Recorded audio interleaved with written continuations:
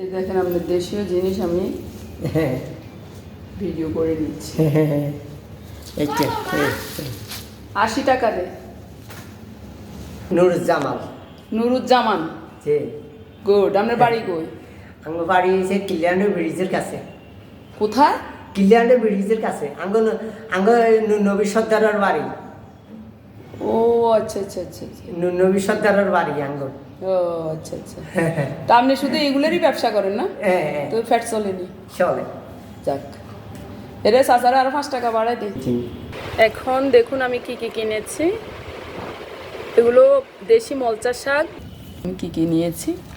তারপরে এগুলো হলো কচুর ফুলা, এটা একেবারে গ্রাম থেকে আনা।